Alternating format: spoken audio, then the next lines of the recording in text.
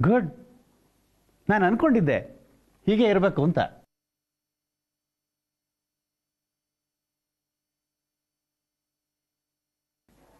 ನಿಮ್ಮ ಅದೃಷ್ಟ ಚೆನ್ನಾಗಿದೆ ಸರ್. ನಿಮ್ಮ ಸಮಸ್ಯೆಗೆ ಉತ್ತರ ಇದೆ. ಒಂದು ಆಪರೇಷನ್ ಅಷ್ಟೇ.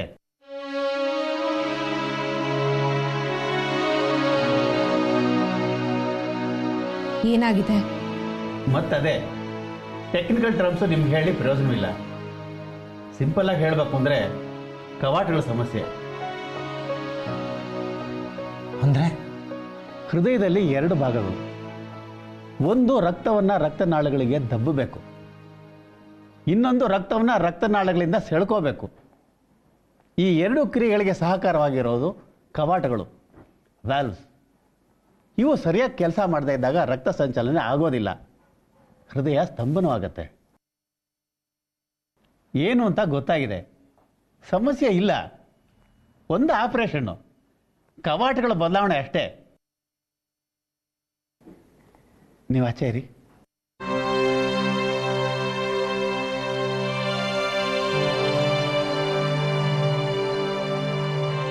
ಗಾಬರಿ ಪಡಬೇಕಾದ್ದೇನಿಲ್ಲ.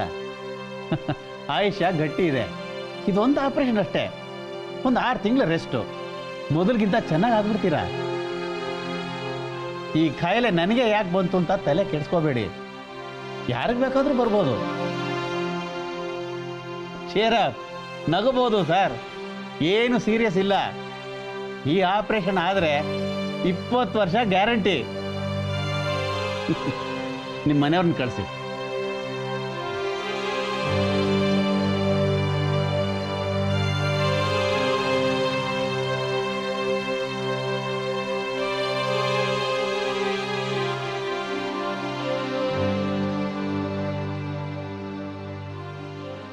ಹೆದರಿದ್ದಾರೆ. He needs counselling. ಅಂದರೆ ಬದುಕೋದಕ್ಕೆ ಇಚ್ಛೆ ಇರಬೇಕು, ವಾಸಿ ಆಗತ್ತೆ ಅನ್ನೋ ನಂಬಿಕೆ ಇರಬೇಕು. ಆವಾಗ ಆಪರೇಷನ್ ವೈದ್ಯ ಸಹಾಯ ಮಾಡುತ್ತೆ. ಖರ್ಚಿನ ಬಾಬ್ತು ಒಪ್ಕೋತೀನಿ, ಅದ್ರ ಮುಂದೆ ಹಾಕ್ಬೇಡಿ. ಎಷ್ಟಾಗ್ಬೋದು? ನಾನು ವಿಸಿಟ್ ಮಾಡೋ 3-4 ನರ್ಸಿಂಗ್ ಹೋಮ್ಗಳಿವೆ. ಅಲ್ಲೇ ಆದರೆ ನನಗೆ ಬರೋಕ್ಕೆ ಸೌಕರ್ಯ. ಸರಿ, ನೋಡ್ತೀನಿ ಅಲ್ಲಿ ಯಾವಾಗ ಜಾಗ ಖಾಲಿ ಇದೆ, ಆಪರೇಷನ್ ಎಷ್ಟು ಬೇಗ ಮಾಡ್ಬೋದು ಅಂತ. ಆಯ್ತು. ಒಂದು ಎಸ್ಟಿಮೇಟ್ ಹಾಕಿ ಇಟ್ಟಿರ್ತೀನಿ. ಸಾಯಂಕಾಲ ಯಾರನ್ನಾರು ಕಳಿಸಿ.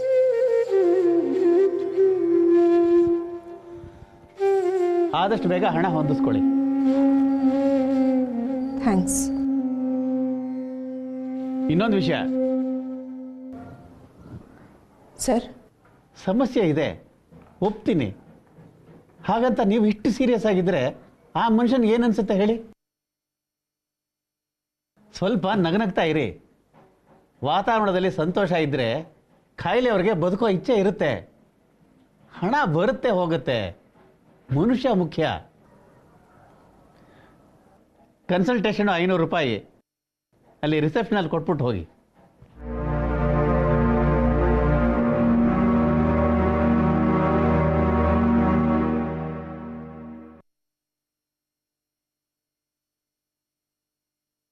ಏನೂ ಇರಲಿಲ್ಲ ಸರ್. ಆ್ಯಕ್ಚುಯಲ್ ಆಗಿ ಫ್ರಾಂಕಾಗಿ ಹೇಳಬೇಕು ಅಂದರೆ ಅಪ್ಪ ಯಾರು ಅಂತಾನೆ ಗೊತ್ತಿಲ್ಲ ನನಗೆ. ಅಪ್ಪ ಪ್ಲೀಸ್. ಅವಳಿಗೆ ನಾಚಿಕೆ, ವೈಯಕ್ತಿಕ ದುರಂತಗಳನ್ನು ಬಿಚ್ಚಿಡ್ತಾ ಇದ್ದೀನಿ ಅಂತ. ದಯವಿಟ್ಟು ವೈಯಕ್ತಿಕ ವಿಷಯ ಬೇಡ. ಬಂಧುಗಳು ನೀವು, ಆಪದ್ ಬಾಂಧವರು. ನಿಮ್ಮ ಅಮ್ಮನಿಗೆ ಬುದ್ಧಿ ಇಲ್ಲ. ಎಲ್ಲ ನೆಂಟ್ರ ಹತ್ರ ಗಿಫ್ಟ್ಸು, ದಾನ, ಪತ್ರ ಬರೆಸ್ಕೊಂಡಿದ್ದಾಳೆ. ಎಲ್ರಿಗೂ ನೋಟಿಸ್ ಹೋಗಿರೋದು, ಮಾನ ಹೋಗಿರೋದು ಗೃಹ ಪ್ರವೇಶದಲ್ಲಿ. ಇವರು ಮೇಡಮ್ಗೆ ಹೇಳಿ ಸದ್ಯಕ್ಕೆ ನೋಟಿಸ್ ಕಳಿಸೋದು ಬೇಡ ಅಂತ ನಿರ್ಧಾರ ಆಗಿದೆ. ಮಾನ ಉಳಿಸಿದ್ರಿ ಸರ್, ದೇವ್ರು ನೀವು. ಮಾನ ಉಳಿಸಿದ್ರಿ. ಸ್ಕೂಲಿಗೆ ಸೇರಿಸೋಕೆ ಅಮ್ಮ ಕರ್ಕೊಂಡು ಹೋಗ್ತಾರೆ. ಅಲ್ಲಿ ಅವನು ಕೇಳ್ತಾನೆ, ರಾಜಾರಾವ್ ಸನ್ ಆಫ್ ಯಾರು? Who is his father?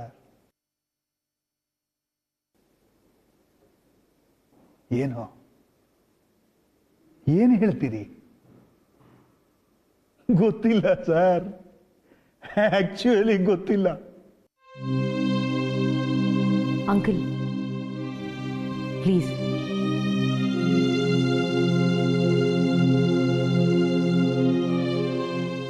Madam ಹೇಳಿ, ಅವ್ರ ಈ ಉಪಕಾರನ ನಾನು ಯಾವತ್ತೂ ಮರೆಯೋದಿಲ್ಲ. ಮಾನ ಉಳಿಸಿದ್ರು. ಆಫೀಸಿಗೆ ಬರ್ತೀನಿ, ಇನ್ವಿಟೇಷನ್ ತಗೊಂಡು. ಖಂಡಿತ ಬರಬೇಕು, ಊಟ ಮಾಡ್ಕೊಂಡು ಹೋಗ್ಬೇಕು. ಮೇಡಮ್ ಹೇಳಿ ಸರ್ ಪ್ಲೀಸ್. ಮಾನ ಮುಖ್ಯ ಸರ್ ಮನುಷ್ಯನ್ಗೆ. ಅಪ್ಪ ಅಮ್ಮ ನೆಂಟರು ಇಷ್ಟರು ಅಂತಿದ್ರೆ ಇಟ್ಸ್ ಓಕೆ. ಚೂರು ಪಾರು ಮಾನ ಹೋದ್ರೂ ತಡ್ಕೊಳ್ಳುತ್ತೆ. ನನಗೆ ಅಪ್ಪ ಯಾರು ಅಂತಾನೆ ಗೊತ್ತಿಲ್ಲ ನೋಡಿ, ಅದಕ್ಕೆ ಮಾನ ಮುಖ್ಯ ಸರ್, ಮಾನ. ಥ್ಯಾಂಕ್ಸ್.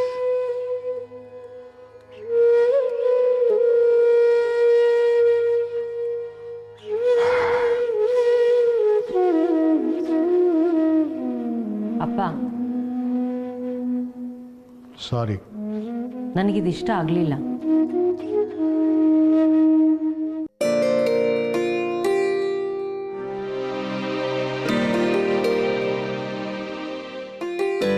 ಸ್ಕೂಲಲ್ಲಿ ಅಪ್ಪ ಯಾರು ಅಂತ ಕೇಳಿದಾಗ ನನಗೇನು ಅನ್ಸಿರ್ಲಿಲ್ಲ.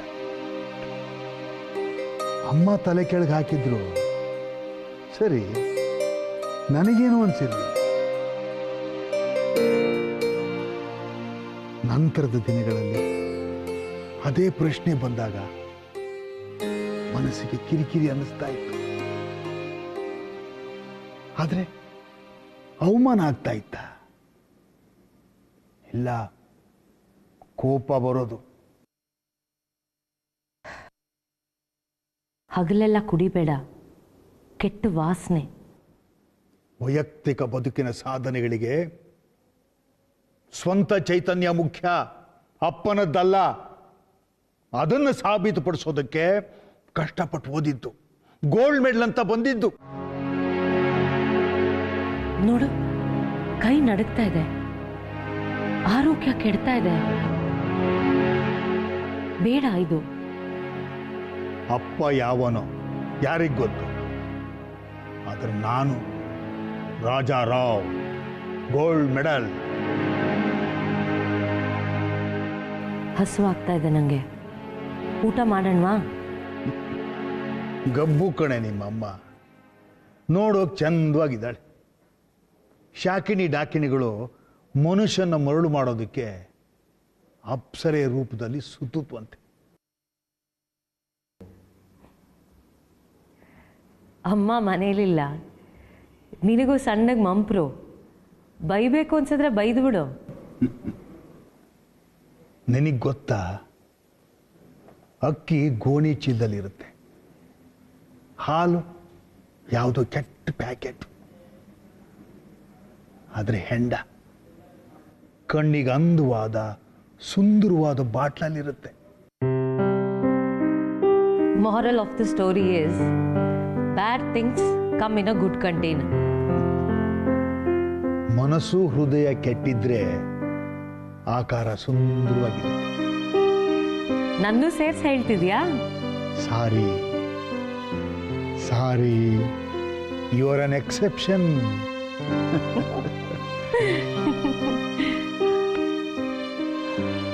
ಸತ್ಯ ಗೊತ್ತಾ, ನಿಮ್ಮ ಅಮ್ಮನ ಕಂಡ್ರೆ ಭಯ ನನಗೆ. ಅವಳು ಎದುರಿಗೆ ನಿಂತು ಚಕ್ಕರಿಸಿ ನೋಡಿದ್ರೆ ಕೈ ಕಾಲು ನಡ್ಗತ್ತೆ.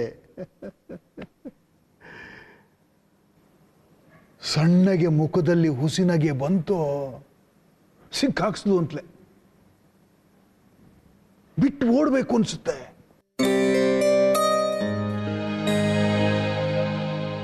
ನೀನಿದೆಯಲ್ಲ, ಕಷ್ಟ.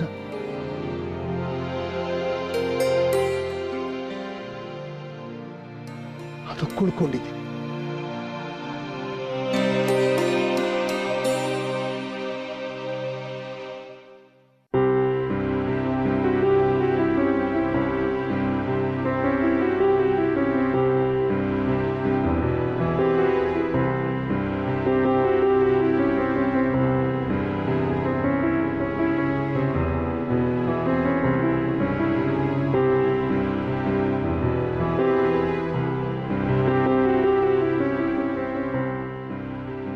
ಸ್ವಲ್ಪ ಹೊತ್ತು ಮಲ್ಕೋತೀಯಾ?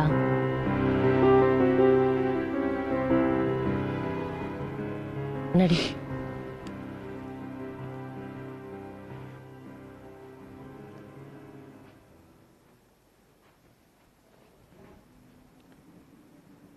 ಏನೇನು ಬೇಕೋ ಅದೆಲ್ಲ ತಗೋ,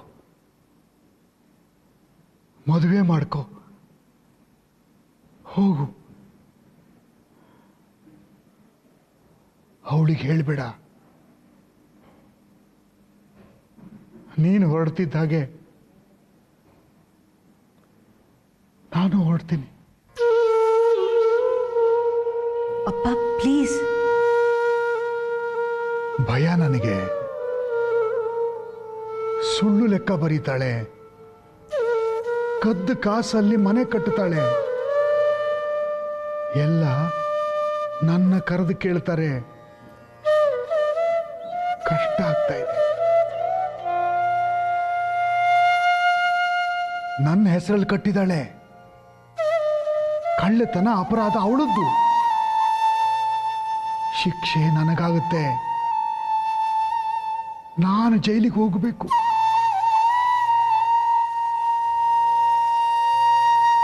ಸುಳ್ಳು ಹೇಳೋಕ್ಕಾಗೋಲ್ಲ ಅಂದ್ರೆ ನಗುತ್ತಾಳೆ ಗೊತ್ತಾ? ಸುಳ್ಳು ಹೇಳಿಸೋದು ಸುಲಭ, ಹೇಳೋದು ಕಷ್ಟ. ಜೈಲಲ್ಲಿ ಅವನು ಕೇಳ್ತಾನೆ, ಹೂ ಈಸ್ ಯುವರ್ ಫಾದರ್?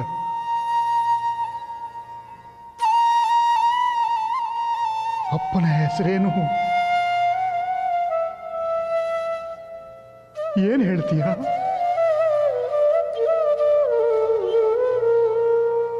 ನಗಲ್ವಾ ಅವನು?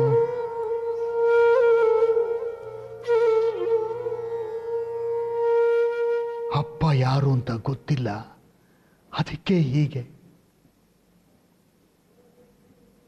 ಕಳ್ಳತನ, ದಗ, ಮೋಸ, ವಂಚನೆ.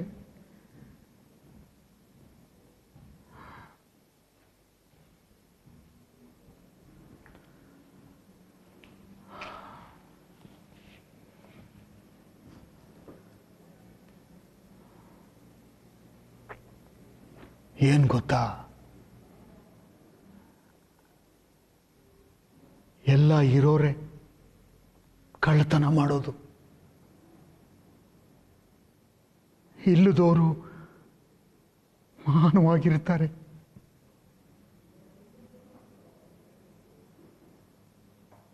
ಅನಾಥರು ಯೋಗ್ಯವಾಗಿ ಬದುಕಬೇಕು. ಅನಾಥರಿಗೆ ಅಯೋಗ್ಯರಾಗೋ ಹಕ್ಕಿಲ್ಲ.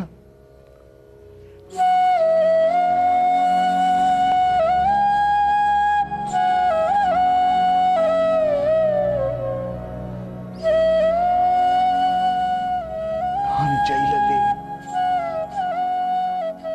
ಅವಳು ಬಂಗ್ಲೆಲಿ.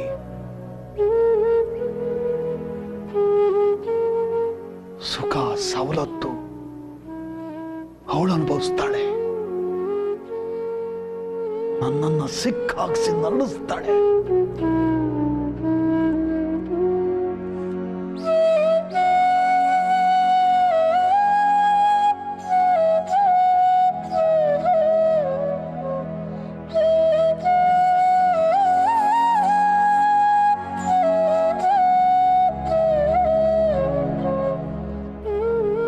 ಆಗ್ತಾ ಇಲ್ವಾ ನಿನಗೆ?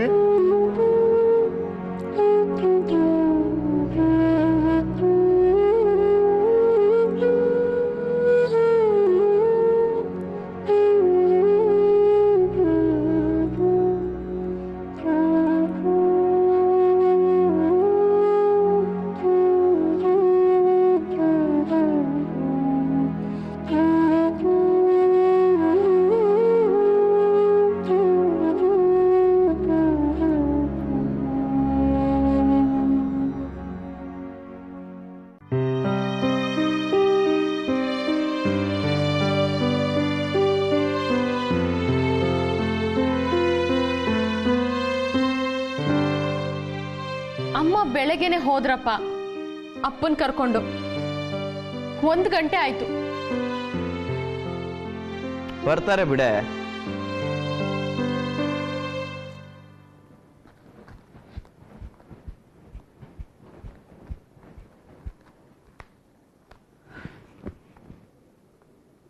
ಬಿಸಿನಾ? ಏಕೆ? ಕಾಲೇಜ್ ಇಲ್ವಾ?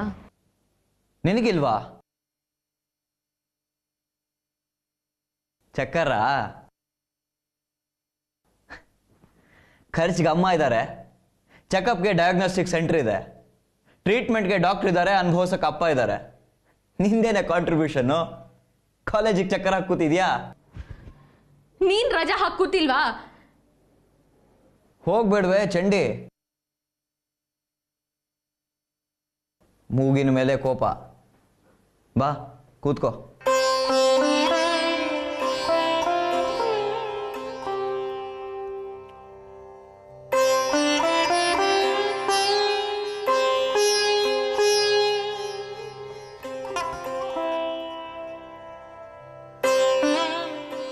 ಏನು?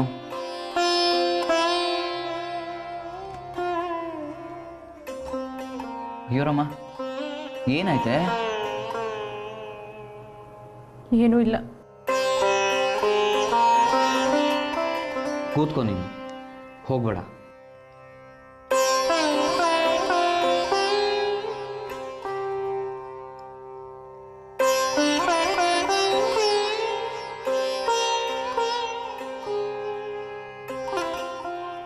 ಭಯನಾ?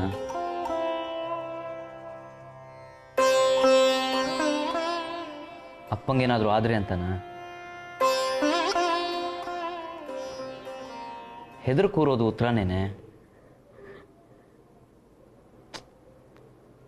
ಹತ್ರ ಉತ್ತರ ಸಿಗತ್ತಾ? ಮಾತಾಡೆ.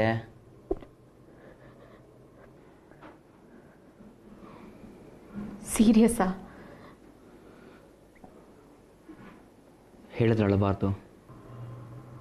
ಅಳಲ್ಲ, ಹೇಳು. ಸೀರಿಯಸ್, ಅದಂತೂ ಹೌದು.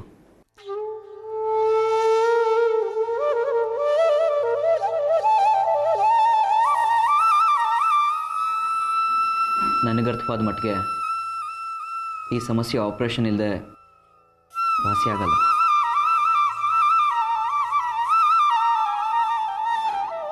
ಅಮ್ಮನಿಗೆ ಹೆವಿ ಆಗುತ್ತೆ ಇದು. It all depends on our decision. ಅವಳ ನಿರ್ಧಾರದ ಮೇಲಿದೆ. There is nothing that we can do. ನಾವು ಮಾಡುವಂಥದ್ದೇನೂ ಇಲ್ಲ. ನೀನು ಕೋತಿ ತರ ಆಡೋದನ್ನ ಸ್ವಲ್ಪ ಕಮ್ಮಿ ಮಾಡು. ನೀನೇನು ಕಮ್ಮಿನಾ? ಬಾಯಿಗೆ ಬಂದಾಗ ಅಮ್ಮನ ಅನ್ಬೇಡ. ಬೆಳಗ್ಗೆ ಎದ್ದು ತಿಂಡಿ ಅಡುಗೆ ಏನೇನಿದೆ ಗಮನಿಸು. ಅಮ್ಮಂಗೆ ಪುರ್ಸೋತಿದ್ರೆ ಈ ಕಡೆ ಗಮನ ಇರುತ್ತೆ. ನಿಂದು ಖರ್ಚು ಕಮ್ಮಿ ಇರ್ಲಿ, ತಲೆ ತಿನ್ಬೇಡ ಇದು ಅದು ಅಂತ. ಕಾಲೇಜ್ ಬಿಟ್ಬಿಡು. ಕಡ್ದು ಕಟ್ಟೆ ಹಾಕಿದ್ದು ಅಷ್ಟರಲ್ಲೇ ಇದೆ. ನೀನ್ ಓದ್ ಉದ್ಧಾರ ಮಾಡಿದ್ದು ಅಷ್ಟರಲ್ಲೇ ಇದೆ. ಯಾಕೆ ತಗೊಂಡಿಲ್ವಾ ಡಿಸ್ಟಿಂಕ್ಷನ್? ಅಮ್ಮಂಗೆ ಏನ್ ಪ್ರಯೋಜನ?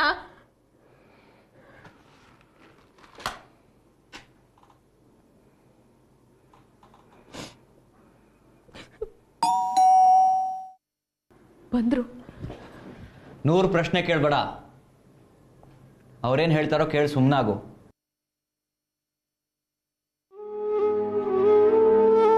ಮುಖ ತೊಳ್ಕೊಂಡು ಹೋಗೆ. ಅತ್ತಿದೆ ಅಂತ ಅಪ್ಪಂಗೆ ಗೊತ್ತಾಗೋದು ಬೇಡ.